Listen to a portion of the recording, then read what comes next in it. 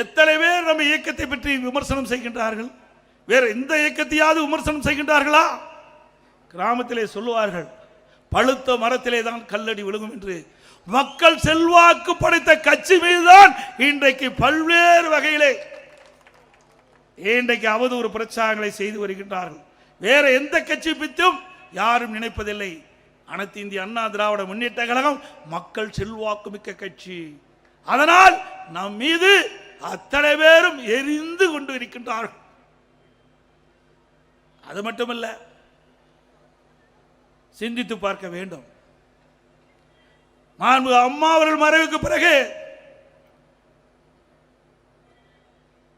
நான் முதலமைச்சராக பொறுப்பேற்கின்ற பொழுது மேதகு ஆளுநர் அவர்கள் சட்டமன்றத்திலே பெரும்பான்மை நிரூபிக்க வேண்டும் என்று ஆணை பிறப்பித்து, அந்த ஆணையின்படி சட்டப்பேரவை தலைவர்கள் என்னிடத்திலே நீங்கள் சட்டமன்றத்திலே பெரும்பான்மை நிரூபிக்க வேண்டும் என்று கேட்டுக்கொண்டார். அதன்படி சட்டப்பேரவை தலைவருடைய அறிவிப்புக்கிணங்க சட்டமன்றம் கூட்டப்பட்டது.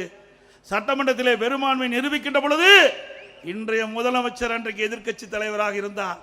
அப்பொழுது நடந்த சம்பவம் எல்லா தொலைக்காட்சியிலும் நீங்கள் பார்த்திருப்பீர்கள். எந்த மாநிலத்திலும் இல்லாத அளவிற்கு நான் பெரும்பான்மையை நிரூபிக்கின்ற அந்த காலகட்டத்தில் சட்டப்பேரவை தலைவரை அந்த புனித நாற்காலியிலிருந்து கீழே இழுத்து தள்ளி அவருடைய மைக்கை உடைக்கப்பட்டு அவருடைய மேஜைகள் உடைக்கப்பட்டு அந்த ஆசனத்திலே நாற்காலியிலே அமர்ந்து காட்சி அளித்தார் திமுக கட்சியை சேர்ந்த சட்டமன்ற உறுப்பினர்கள்.